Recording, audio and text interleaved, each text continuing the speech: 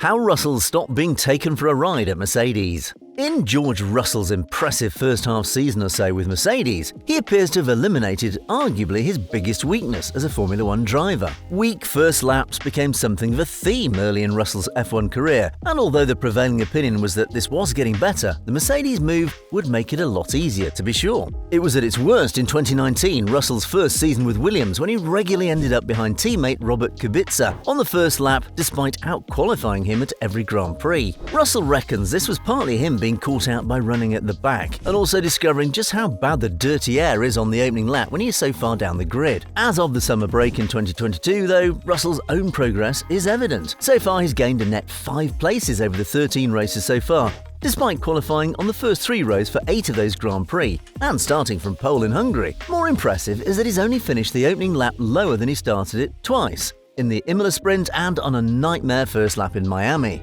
In particular, there's been no sign of a troubling past Russell trait where he would meander into the middle of the road and get squeezed between other cars. There's a degree more decisiveness about Russell on the first lap now, which is likely a mix of his own improvements, having a better car, which allows him to be more on the front foot, and also having fewer cars immediately around him. I feel much more confident, he says. I think it's the nature of the confidence you have in your race car. After a couple of races, it sort of brought me back to my junior career days and karting days, and things just felt a bit more natural. Whereas in my first 3 years of F1, I kind of felt like I was being taken for a ride many times on those opening laps.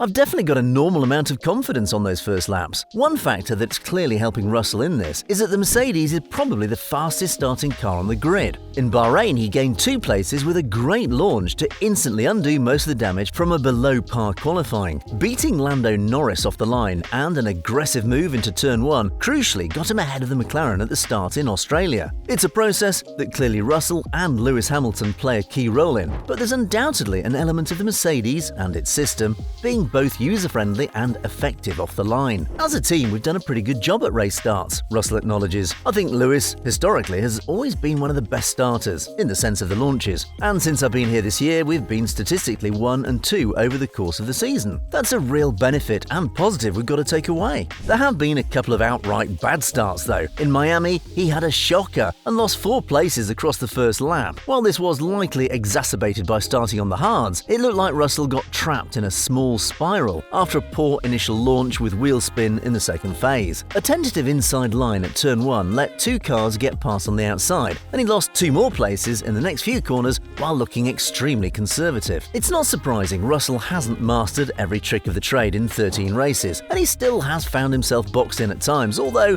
not in the same way as before, but now it tends to come by virtue of wanting to hold position on the inside line. Russell can be trusted to learn from the lingering weak points though, as that capacity to improve is a key factor in why the trend of how he performs on first laps is generally positive. At Williams, we had a very fast qualifying car, he says, but the true pace of the car was a little bit further down. I felt very confident in that car in qualifying, but ultimately, if somebody's just got a bit more grip, a bit more downforce, they can put their cars in a place that you can't. Barcelona was probably the first time this year for me where I had a real on-track battle, and that was obviously with Max. It just brought me back to when I was racing F2 and F3, and that just felt natural. Whereas in a Williams, I wanted to be able to do these things, but I just couldn't because we didn't have the potential underneath us, and we were always on the back foot. There's many factors at play here, but for sure, it's making my life slightly easier this year than I've had before.